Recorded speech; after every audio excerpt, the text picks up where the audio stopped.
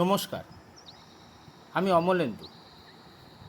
গল্প আড্ডা ব্লগে সুস্বাগতম। লোকাল ট্রেনে চলে এলাম শ্যামনগর। চলেছি শ্যামনগর কালীবাড়ি। স্টেশন থেকে পায়ে হেঁটে ঠিক 3 মিনিট। 1809 খ্রিস্টাব্দে বৈশাখী পূর্ণিমায় গোপীমোহন ঠাকুর ব্রহ্মময়ী মন্দির প্রতিষ্ঠা করেন, যা পরে শ্যামনগর কালী বলে পরিচিতি পায়। কে এই গোপীমোহন ঠাকুর? তিনি ছিলেন এক ধনী জমিদার। তৎকালীন সময়ের বাংলার 3 জন জমিদারের পরেই তার স্থান ছিল। আবার এই গোপীমোহন ঠাকুর ছিলেন দ্বারকানাথ ঠাকুরের দাদা। সকলেই জানেন এই বংশেই রবীন্দ্রনাথ জন্মেছিলেন। এহেন গোপীমোহনের একমাত্র মেয়ে ব্রহ্মময়ী। তার আরও 6 সন্তান আছে বটে, তারা সকলেই পুত্র। একমাত্র আদরের মেয়ের 8 বছর বয়সে বিয়ের ব্যবস্থা করেন। বিয়ের দিন সকালে গঙ্গা স্নানের জন্য পালকিতে চাপিয়ে ব্রহ্মময়ীকে আহিরিটলার ঘাটে নিয়ে যাওয়া হয়। সেই সময় পর্দা প্রথার কারণে কন্যাসহ পালকি গঙ্গায় চোবানো হতো। পালকি জল থেকে তোলার পরে আর ব্রহ্মময়ীকে খুঁজে পাওয়া গেল না। শোনা যায় গোপীমোহন রাতে স্বপ্ন দেখেন মা কালী তাকে বলছেন, দূরে মুলাজোর ঘাটে পাবি তোর মেয়ের দেহ। গোপীমোহন গেলেন। শুধু ব্রহ্মময়ীর দেহ নয়, সঙ্গে পাওয়া গেল এক কালী মূর্তিও, মাটিতে অর্ধেক পোতা, কোষ্ঠী পাথরের। পদতলে শায়িত মহাদেব। গোপীমোহন অবাক হয়ে ভাবলেন, কি আশ্চর্য, এ যেন মেয়ের গমন আর মায়ের আগমন। গোপীমোহন তখনই সিদ্ধান্ত নিলেন মায়ের মন্দির এখানেই তৈরি হবে, নাম হবে মেয়ে ব্রহ্মময়ীর নামে। চলেছি সেই ব্রহ্মময়ীর মন্দির দেখতে। পথে পাবেন ডালা, প্যারা, মালা ইত্যাদির দোকান।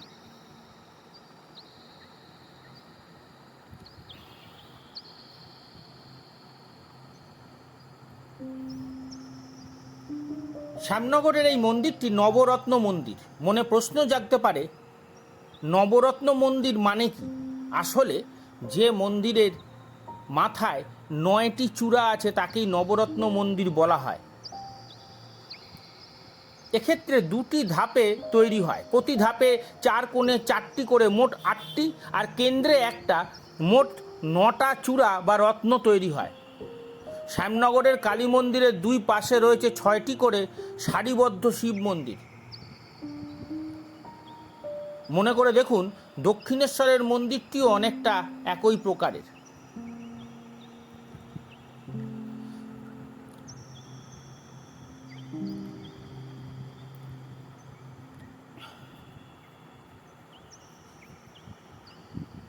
অর্থাৎ এই শ্যামনগরের মন্দিরের অনুকরণেই তৈরি হয়েছিল দক্ষিণেশ্বর মন্দির। কিন্তু কি করে এটা হলো তা জানতে গেলে আমাদের 200 বছর পিছিয়ে যেতে হবে। রাসমণির যখন 16 বছর বয়স, তখন তৈরি হয় এই মন্দির, মানে শ্যামনগরের কালী মন্দির। রানী তখন যানবাজারে থাকেন। যখনই হালি শহরে বাপের বাড়ি আসতেন, তখনই এই মন্দিরে একবার করে ঘুরে যেতেন। রাসমণির মনে একটা সুপ্ত বাসনা ছিল, এইরকম একটি মন্দির তৈরি করার। তিনি খেয়াল করেন পাথুরিয়া ঘাটার ঠাকুররা বৈষ্ণব, অথচ তারাই শক্তি মন্দির প্রতিষ্ঠা করলেন। পরবর্তীতে তিনি এও দেখলেন নিচু পিরালি ব্রাহ্মণ ঠাকুররা উঁচু ব্রাহ্মণ সমাজের নেতৃত্ব দিচ্ছে। রাসমণি এও জানতে পারলেন যে স্থানীয় বামুনরা পুজো দিতে না চাওয়ায় গোপীনাথ ঠাকুর আরামবাগ থেকে ব্রাহ্মণ এনে মন্দির প্রতিষ্ঠা করেছেন। অর্থাৎ রানী দেখলেন এবং বুঝলেন নিজের জাত উন্নত না হলেও কিছু যায় আসে না, পয়সা থাকলে ব্রাহ্মণ জাতকে কলা দেখিয়ে কালী মন্দিরও প্রতিষ্ঠা করা সম্ভব। 1836 সালে রাসমণির স্বামী রাজচন্দ্র দাস মারা গেলে তিনি সমস্ত উত্তরাধিকার পান। তখনই সুযোগ এসে যায় মন্দির তৈরি করার। স্ক্রিনে দেখছেন নাট মন্দির।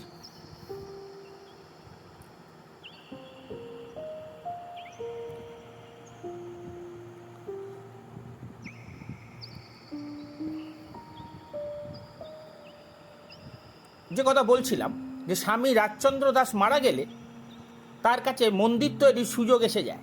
তিনিও স্বপ্নে মা কালীর আদেশ পেলেন।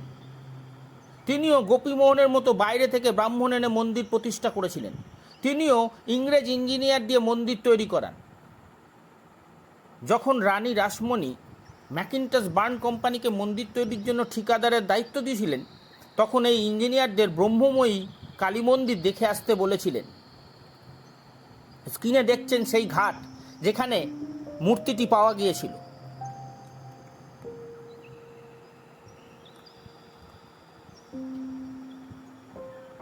এভাবেই বহু আগেই দক্ষিণেশ্বরের কালী মন্দির তৈরির প্রেক্ষাপট মা কালী নিজেই তৈরি করে নিয়েছিলেন এই ব্রহ্মময়ী মন্দির তৈরির মাধ্যমে।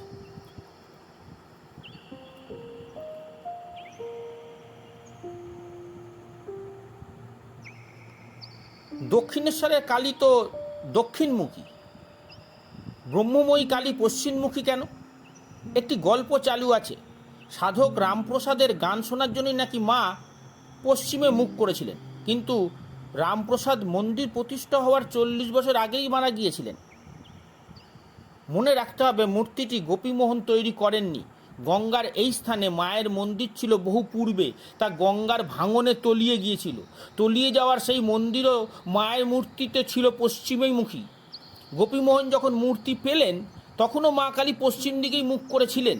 গোপীমোহন বলেছিলেন, মাকে যে অবস্থায় পাওয়া গেছে সেইভাবে রেখেই পুজো করা হবে। সম্ভবত সেই কারণেই মা পশ্চিমামুখী।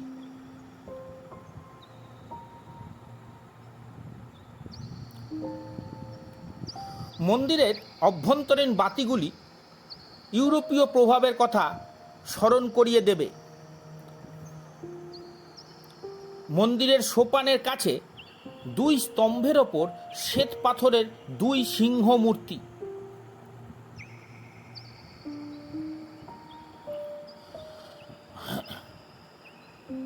তার পাশে রয়েছে 2টি বিষ্ণু মূর্তি। অনুমান করা হয় এই বিষ্ণু মূর্তি দুটি ব্রহ্মময়ী মূর্তির চাইতেও প্রাচীন।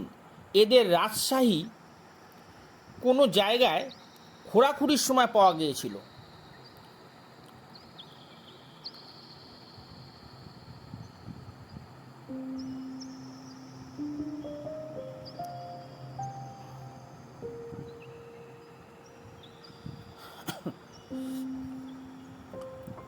পাশেই লঞ্চঘাট, যা ওপারের তেলেনীপাড়ার সাথে যুক্ত। শোনা যায় যতীন্দ্রমোহন ঠাকুরের সঙ্গে বামাখাপাও এই মন্দিরে এসে নিজে পুজো করেছিলেন। মন্দিরের সঙ্গে যুক্ত যারা, তারা আজও এ নিয়ে গর্ব করেন। পৌষ মাসে জোড়া মূলো দিয়ে পুজো দেওয়ার জন্য বহু দূর দূরান্ত থেকে ভক্তজনের আগমন ঘটে। মাকে জোড়া মূলোর দেওয়ার কারণেই নাকি এই স্থানের নাম মূলাজোর। পাশে আরেকটি সুন্দর গঙ্গা ঘাটের সন্ধান দেব আপনাদের, নাম ননা বাবার ঘাট। মন্দিরের পেছনে ঠিক 2 মিনিট হাঁটা পথে রয়েছে মন্দির, রয়েছে ঘাট, রয়েছে ত্রিকলজ্ঞ শান্ত সমাহিত এক বট গাছ। এখান থেকে উপভোগ করুন দিনের সূর্যাস্তটা।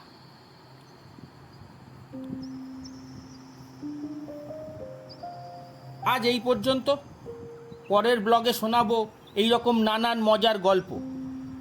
ভালো থাকবেন, সুস্থ থাকবেন। ইচ্ছে হলে সাবস্ক্রাইব করে দেবেন।